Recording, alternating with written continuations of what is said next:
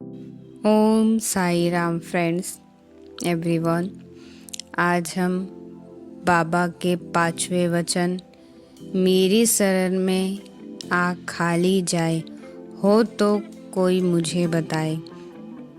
इसका अर्थ है साईं बाबा का यह वचन हमें आश्वासन देता है कि जो भी व्यक्ति सच्चे मन से उनकी शरण में आता है वह कभी खाली हाथ नहीं जा लौटता।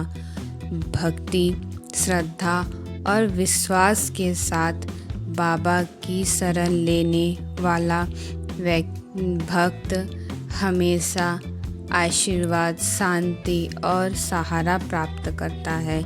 यह वचन बताता है कि बाबा केवल भौतिक वस्तुएं ही नहीं बल्कि आत्मिक सुख और जीवन में सही राह भी देते हैं। श्री साईं के चरणों में जो भी जाता है वह परम सुख का आनंद महसूस करता है। आप भी यदि आध्यात्मिक यात्रा में आगे बढ़ना चाहते हैं तो श्री साईं बाबा के चरणों में जाइए। एक छोटी सी कहानी से हम इसे समझेंगे। रामू नाम का एक गरीब किसान था। फसल कई सालों से खराब हो रही थी और परिवार भूखा प्यासा जी रहा था। एक दिन निराश होकर वह सीढ़ी पहुंचा और बाबा के चरणों में बैठ गया। आंसू भरे स्वरों से बोला, बाबा मेरे पास कुछ भी नहीं बचा, अब मैं आपकी शरण में आया हूँ। बाबा ने मुस्कुराते हुए कहा, डर मत, मेरी शरण में आने वाला कभी खाली हाथ नहीं जाता। कुछ दिनों बाद अचानक उसके खेत में इतनी बारिश हुई, मिट्टी उपजाऊ बनी और फसल लहराने लगी।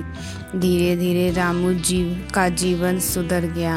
उसे समझ में आ गया साईं बाबा केवल अन्न और धन ही नहीं बल्कि आत्मबल और विश्वास भी देते हैं।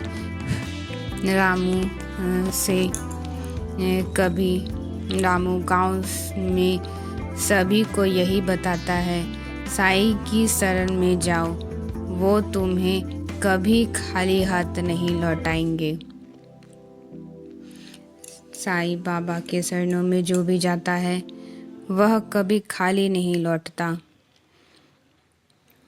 बाबा उसकी मनोकामना जरूर पूरी करते हैं। यदि आपको भी किसी चीज़ की ज़रूरत है या धन की या स्वास्थ्य की, किसी चीज़ की भी ज़रूरत है तो आप श्री शिरडी साईं बाबा के दरबार जाइए और बाबा से अपना आशीर्वाद प्राप्त कीजिए। ओम साई राम। अब आप इस कहानी को, इस वीडियो को देखकर विजुलाइज कीजिए कि उस भक्त के साथ बाबा ने कितना अच्छा चमत्कार किया, उसका जीवन खुशियों से भर दिया। एक किसान जिसके पास कुछ भी नहीं था, आज वह अच्छे से अपनी ज़िंदगी व्यतीत कर रहा है। रामू नाम का एक किसान था। कई सालों से उसकी फसल नहीं हो रही थी। रामू सीढ़ी पहुंचा, बाबा के चरणों में बैठा, बाबा मुझे बचा लो। बाबा ने बोला, डर मत, मेरी शरण में आने वाला कोई भी खाली हाथ नहीं जाता। कुछ दिनों बाद बारिश हुई, जमीन उपजाऊ बनी, रामू की फसल लहराने लगी, जीवन सुधर गया। फिर वह सबको गांव में सबको बताने लगा, साईं बाबा केवल अन्न धन के मालिक नहीं है,